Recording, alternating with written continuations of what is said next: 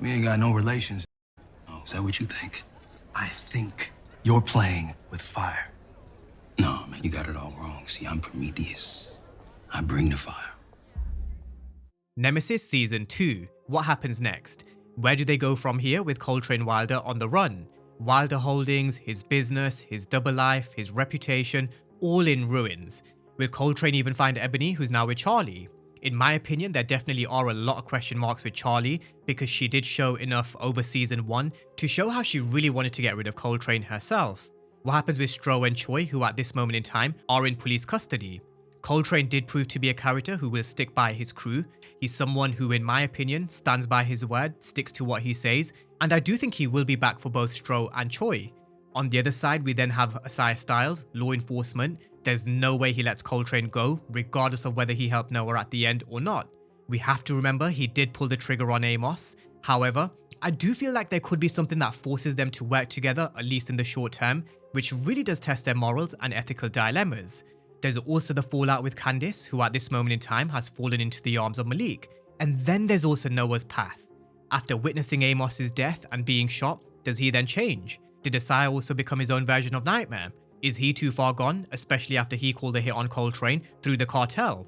There's definitely a lot to look forward to for Season 2, which hasn't been confirmed yet, but Courtney Kemp, who is the showrunner and the creator of Nemesis, has spoken about how she's not done with this particular story. She has mentioned there is a natural 2 more good seasons I can think of for this particular show, more stories about these 2 men and the people that are connected to them, and also how we can make those stories cross in an interesting, surprising, yet inevitable ways.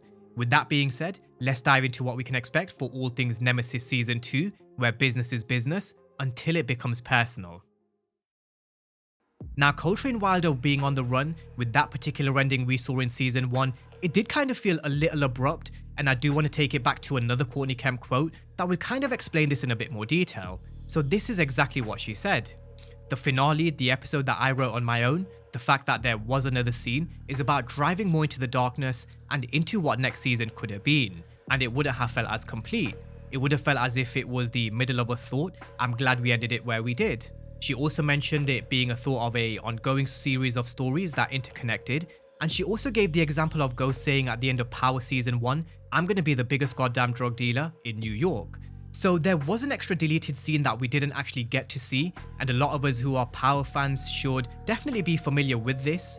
Courtney Kemp has spoken about there being countless of extra scenes and deleted scenes within Power, and that would have toyed with the story going in a darker direction for Nemesis, which is something I still expect to see and happen in Season 2, especially with Asaya Stiles, in my opinion, being way too far gone. But with Coltrane Wilder being on the run at this moment in time, his whole kind of image being tarnished, where does he go at this moment in time? I do think first things first, for a character like Coltrane, he does seem like someone who is a family man and very devoted to Ebony. He was heartbroken at the fact they'd already lost a baby in a miscarriage, and he did stick to his promise of being out the game after his final job. There was also no way he was going to leave her in hospital in police custody. The problem I see with this is Charlie has Ebony at this moment in time, and throughout Season 1 there were various conversations that took place between Charlie and Ebony, and also with Coltrane. It showed Charlie's true character. It showed that Charlie kind of wanted Ebony for herself. She was always pushing Ebony to think about herself, think about a life without Coltrane, the keys to another house that was only for her, not for her and Coltrane. That could definitely still be a major problem at the beginning of Season 2. Will Coltrane be able to find Ebony and get to his wife and baby? Or will Charlie take her somewhere where they can't be found? I do think that is number one for Coltrane, getting back to Ebony, finding his wife, being reunited with Ebony and their baby, and also being the husband and man that he promised he'd be. The problem that Coltrane now has is, where do we start? There's definitely a long list from the cartel all the way through to law enforcement. But one of his biggest issues is that his whole life has now been blown apart with the events from episode 5 to 6 onwards. The whole shootout with law enforcement, killing countless of law enforcement officers, killing Amos, Wilder Holdings being raided and his assets frozen. His life has been completely ruined. His reputation is in complete shambles. So where does he go from here? In my opinion, I think there's probably only one option, and that's the dark path of the game that he's actually in. He's gonna have to continue doing what he's come out of, and that's the game, the robberies, the heists, being a thief. But this time he's going to have to constantly look over his shoulder with law enforcement, Asaya Stiles breathing down his neck, the Alvarez cartel breathing down his neck. And I do think in a game like this, whether it's the drug game or being a thief, you're always going to be looking over your shoulder regardless. But he definitely is going to have to be very careful more than ever. And that's thanks to his life being blown up towards the end of season 1 and also Stiles being able to clear his name. So that's number 2. Now next up, what happens with Stro and Choi? Now these are two characters who I don't think will snitch, it's just not in their nature. Even Dion went out in a blaze of glory where he set the warehouse on fire and went down all guns blazing, when he could have easily given himself up, turning into an inside man for witness protection and a deal with law enforcement. I do personally think that this crew has shown enough over season 1, they are built different, they do stand by each other and stand by their words, despite the hiccups that we saw, especially with Dion. And I really do believe that's important to remember when it comes to Coltrane's next move with Stro and Choi. For those who missed a clue right at the end, both of them were in hospital, in police custody as well. At this moment in time, they're recovering from the chaos of the shootout in episode 6. But the man that Coltrane is, someone who has principles, someone who sticks by his crew by hook or by crook, I do think at some point in season 2, he definitely will come back for Stro and Choi, just like he did for Ebony. Whether that means breaking them out of police custody, breaking them out of transit while they're being transported from one jail to another, one prison to another, I do think Coltrane will have to bring maybe another couple of guys on board through his connections that he may have, connections that Charlie may have, and hit this mission of helping Stro and Choi. Does it then kind of remind you of going down the Fast and Furious route of where they broke Dominic Toretto out from police custody? Maybe. I mean, if it's done right, if it's realistic or has some realism to it, I mean, at the end of the day, it is TV, it's entertainment. Let's see how they make that possible. Because at this moment in time, from where we're sitting, with where Stro and Choi are, following the shootout with law enforcement, the dead bodies, all the robberies, they are going to be going down for a very long time. That's if they don't get the needle. So I can definitely see Coltrane coming up with a very strategic, methodical plan to save both, with maybe an extra member or two that they bring into the team. And with the loss of Dion, with Stro and Choi in police custody at this moment in time, I do think season 2 will kind of start with new additions to the team.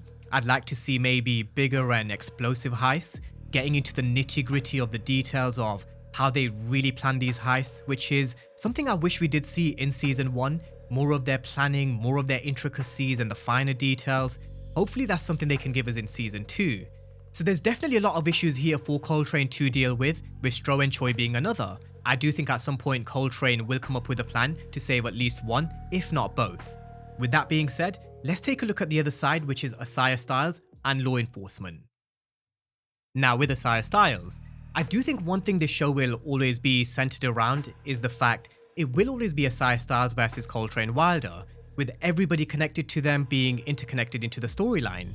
They will always be center stage, and that's something I don't see changing for season 2.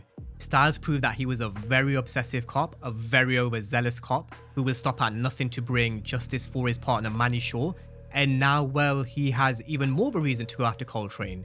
That's something I don't think will change in season 2. However, having said that, there are a few factors I do think we need to consider going into Nemesis season 2. Over on X, I did post how I can actually see Asaya Stiles and Coltrane working together, and in my opinion, that's just a given based on what we've seen before in previous shows of similar nature.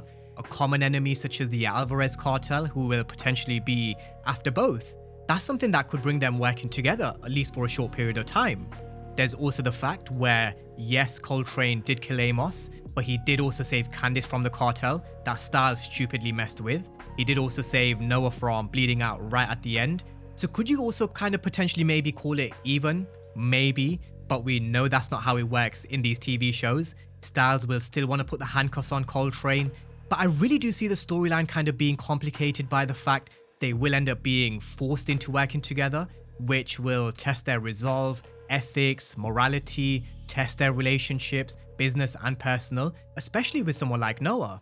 We have to remember that Stiles did make him a promise that he would kill Coltrane himself, but if he ends up working with Coltrane for whatever reason, for example going up against the Alvarez cartel, that will definitely no doubt cause a wedge between Noah and Stiles. Noah will no doubt want to still avenge Amos's death, and in my opinion, from a storyline perspective, it does also add even a deeper layer to both of these characters. It adds an even deeper layer to their rivalry and relationship, And as I said over there on X, it's gonna push aside Stiles turning into his own version of Nightmare, someone who he refused to accept. In my opinion, as I mentioned at the start, I think he was way too far gone anyway, but the moment he made this move by telling the cartel to kill Coltrane, that was the moment where he turned into his own Nightmare. Maybe Candice was right after all. Now this also brings me over to Candice and Noah. With Candice, she's now in the arms of Malik at this moment in time. That was thanks to Ebony, who really did show, I wouldn't necessarily say a dark side to her character, but there was a moment where she gave Candice a hug and you could definitely see it in her eyes. But these are the side plots and storylines that are connected to the main players. How does Asaya Styles now navigate his marriage now that Malik has found a way to kind of pull on the heartstrings of Candice, someone who he has a history with dating back to college? Is it too late to save their marriage? Again, in season 2, I do think there will be this back and forth between Stiles, Candice, but you could also say Malik, who works with Stiles, and that's also another added complex dilemma. How does he navigate his working relationship with Malik at a time where he's pulling on the heartstrings of Candice? Does that affect their relationship and their end goal and tasks? I mean, it shouldn't, but we all know it will, and it also goes back to the all-important tagline, business is business, until it becomes personal. Well, between Stiles and Malik, it definitely is now personal. Now with Noah, I do think we touched on it very briefly before. Noah is a character who did suffer a lot of neglect from his father, who in the end did make the right decision in choosing Noah over catching Coltrane, but has the damage already been done for season 2? Is Noah already on that dark path? I would like to sit here and say no. I would love to see a different outcome for Noah, where he actually progresses with basketball, but we do have to remember, he was just shot in his leg. Does that mean his promising basketball career that could have been his future is no longer an option? I do think that's a very plausible theory to say where that leg injury, that wound, is the end of Noah's future in basketball, and that just pushing him down one path going into season 2. That's the path of revenge, anger, pain, and a very complicated relationship with his father going forward. With that being said, that's a wrap with some thoughts for season 2. There are a lot of questions, storylines, and plots to look forward to for potentially what Courtney Kemp is saying, 2 more potential seasons for a high-octane action with Nemesis. With that being said, drop all your thoughts down below in the comment section. I know you guys will have a lot of thoughts and theories for Nemesis season 2, so get them down below because it definitely will be intriguing to kind of see where you guys sit in terms of where the story heads for season 2. But as always, thank you guys for watching and I'll see you next time.